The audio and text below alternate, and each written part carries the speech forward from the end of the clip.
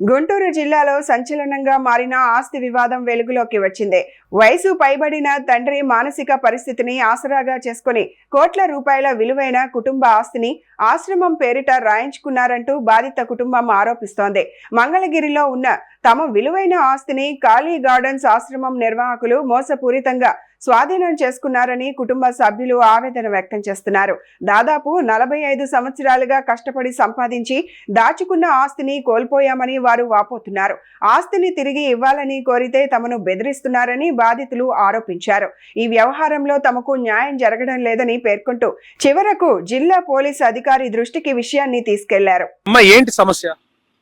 అది మా మంగళగిరిలో ఒక ప్రాపర్టీ ఉందండి. ఆ ప్రాపర్టీ ఇష్యూ గురించి ఇక్కడికి వచ్చాము, గ్రీవెన్స్ దగ్గరికి. అది గ్రీవెన్స్ లో చెప్తే ఏమన్నా సాల్వ్ అవుతుందని చెప్పి వచ్చాము. సార్ కూడా చూసారు. ప్రాపర్టీ ఇష్యూ ఏంటి అంటే ప్రాపర్టీ ఇష్యూ అంటే మా మామగారు చాలా పెద్ద వయసు వారు. ఆయన్ని మా వారు తీసుకొని వెళ్ళి కాళీ గార్డెన్స్ ఆశ్రమంలో రాయించారు. అదే ఆ ప్రాపర్టీ రాయించారు. కానీ అదేంటంటే మాకున్న చిన్న చిన్న ఇష్యూస్ వల్ల అది మేము వెళ్ళి అడిగాము.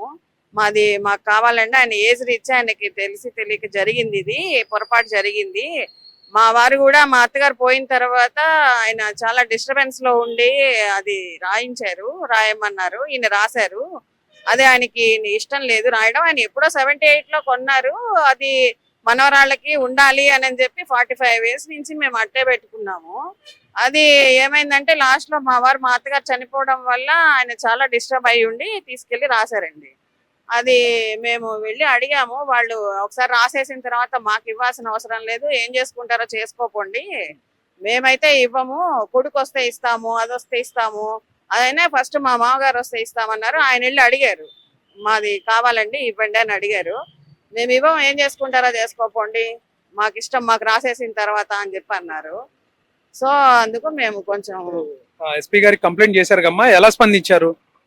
లేదు, ఎస్పీ గారు బానే అంటే మేము చూస్తామండి, మా చేతిలో ఉన్నంత వరకు సాల్వ్ చేస్తామని చెప్పారు. ఇది యాక్చువల్ గా కోర్టు ఇష్యూ అండి, కోర్టుకి వెళ్ళి తెచ్చుకోండి, మేము చేయగలిగింది చేస్తామని చెప్పారు. వాళ్ళ పరిధిలో ఉన్నంత మటుకు చేస్తామని చెప్పారు.